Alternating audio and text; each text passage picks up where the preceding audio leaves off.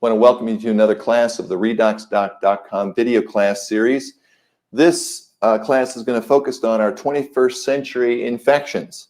As you all know, there are a lot of viruses and bacteria that make their way into the news because they seem to have a mind of their own. We don't, in the traditional medical world, have much of a handle on how to control them or treat them.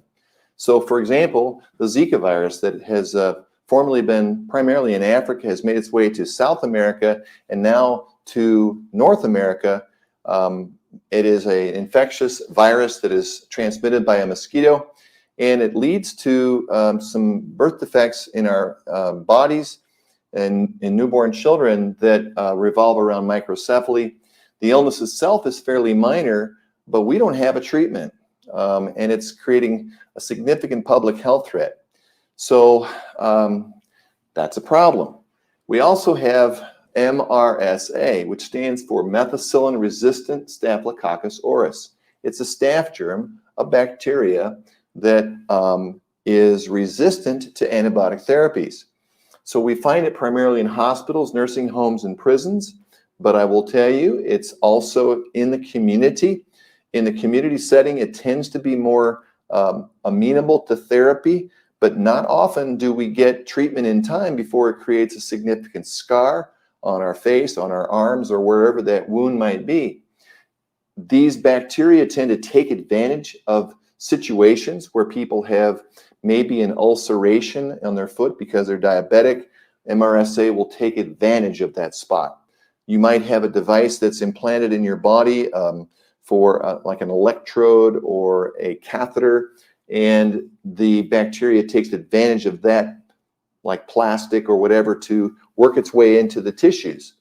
And it also finds that the people who are immunosuppressed, receiving cancer therapies or some other kind of immunotherapy for maybe rheumatoid arthritis, something like that, their immune system is not up to speed, and they're more likely to be affected by MRSA in the fact that it will form an infection.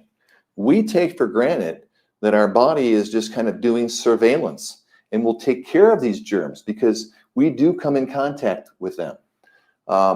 Whether it be methicillin-resistant staph or other bacteria, it's everywhere. It's in schools, it's in stores, it's in our homes. These particular germs are a little fancier, and they have developed as a result of antibiotic resistance. How does that work? Well, a bacteria that is exposed to an antibiotic, usually the antibiotic kills the germ in the midst of its cell division, where it's at a vulnerable point in the division of cell from one cell becomes two and so forth. And sometimes the bacteria is smart enough to mutate a little bit as it's growing and reproducing and become smarter than the medicine. So methicillin is kind of like penicillin. So you can think of this as a penicillin-resistant bacteria. All right, Streptococcus. There's a type of condition called necrotizing fasciitis that comes from a Streptococcus that is sort of like strep throat, but a little different strain. And it affects the fascia tissues in our body, sort of the layer underneath the skin between the muscle groups. And in this particular situation, it is so profound of a bacterial infection that oftentimes it results in people having massive amount of tissue that has to be amputated because there's no medicine to kill this germ. So we start amputating parts of their body to save their life. In this situation, there's usually more than one bacteria in about 80% of cases, and it's associated with MRSA in about a third of the cases, and group A strep, which is a certain kind that forms gas. So you think of that as gas gangrene kind of a thing. Yeah, this is an old-fashioned term, but this is a terrible condition, and it again is found mostly in hospital settings and institutional settings. So when we go in for surgery, it is kind of a scary situation. We're kind of maybe sitting ducks. There's about a 25% death rate from this condition, and we see about 1,000 cases a year in the United States. So, all right, so why am I talking about this today? The reason that we need to be aware of our 21st century infections is because there's limited amounts of what we can do medically. So are we just going to sit around and be sitting ducks? No, let's not do that. Let's do some things that are proactive to support our immune system to a vibrant level so that we can kind of take on these things and do our part. Sure, we could come up with this sort of situation, perhaps in an unusual situation, but maybe we can do something to improve our systems, our immune system. So our immune system is an important body system. It revolves around our white blood cells that are like sentinels going out and taking care of business. They're always doing surveillance. So let's give you a little background about white blood cells and our immune system. In our white blood cells, probably 15 years ago or so, we determined that they contain some interesting chemicals called neuropeptides. Neuropeptides are found in one other part of our body. Our brain, our central nervous system, has neuropeptides. Those are the chemicals that we use to think. Serotonin, norepinephrine, dopamine, those kind of things. Well, here's an interesting situation. These white blood cells have the same neuropeptides as our brain cells. In other words, there's evidence that white blood cells think, and that's where the whole field of psychoneuroimmunology has emerged. So given that whole situation, these little guys are smart. They know what to do. They are guided and directed by our thoughts. And yes, if you were to take a blood test on somebody who's very stressed and look at their white blood cells and study their actions, under the microscope, you'll see that their white blood cells are clumping together like they're scared, huddling in the corners, and they are less plentiful. They're hiding out in the corners of our circulatory system instead of going out there and taking care of the germs. So in a non-stressed person, they're out there circulating, doing their thing. So it's important that we remember that these white blood cells that are so critical that we take for granted, that are going to hopefully help us get a first line of defense against these 21st century germs, or any germ, are going to be fully capable. So what do we do to improve the capability of our white blood cells? Well, redox molecules are released in tissues as the first cry for help from a white blood cell.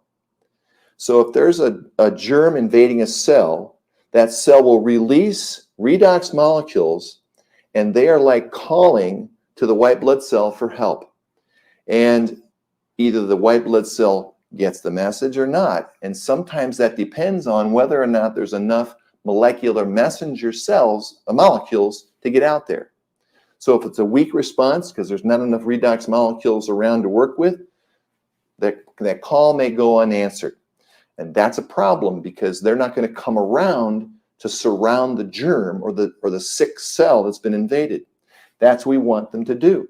So they come in and they create something called inflammation.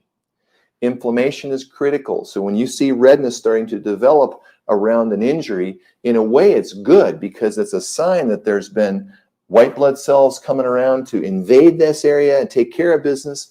They have some chemicals they release that cause the blood vessel to dilate, to increase circulation, which assists in the healing process. It brings in nutrients and oxygen and things like that. So the tissue then can begin to repair. The white blood cell actually can engulf and gobble up the germ. And that's called phagocytosis. And as these things are happening in a dynamic way, our immune system is in business. It's really doing its job. So what can we do to support this? And they revolve around basically three big steps. The first is to make sure we sleep. Americans don't sleep as well or as much as the rest of the other industrialized countries on the earth.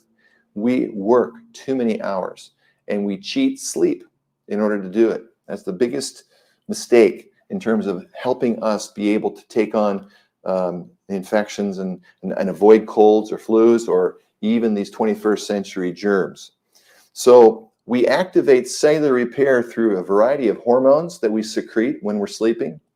And if we don't sleep, there's a debt. And that debt is not paid, and you can't recover it. Once you've missed a night's sleep, it's gone. You've lost it. So many of us know this to be true. You know, it isn't rocket science. We know that if we skip sleep, we pick up colds. Well, you also may pick up some serious germs. So we just want to take care of making sure we sleep. And believe it or not, there are in order for some of these hormones to work and activate our repair process. So while we're sleeping, we're not busy. We're sleeping, but our body gets busy doing its repair work. And these hormones communicate with other parts of the body to activate repair through redox chemistry. Nutrition. When we eat foods that are rich in phytochemicals, like foods that are green or foods that are fresh, we activate something called transcription factor, which stimulates our nuclei of our cells to produce antioxidants. Those antioxidants protect the cell, detoxify the cell, and help it work to clean up trouble. A clean cell is going to be able to survive an attack from a germ much better than a toxic cell. Okay? And lastly, I know that as we supplement redox molecules, we support many of these basic reactions in our body. And I can't emphasize enough how it works at a deep and core level in our physiology to support these things. So I hope this is helpful. We do not need to be victims of germs. We do not need to go around using hand sanitizer ad nauseum. That is not going to make a difference. What makes a difference is supporting the strength and integrity of our immune system. And these things will assist you in doing that. Sure, washing our hands is critical, but it's not something we have to do all day long. That's not going to make our immune system stronger. And it doesn't even always protect us from these germs. They can resist, so believe me. Anyway, I hope this has been helpful. It's been good being with you. We'll see you at the next class.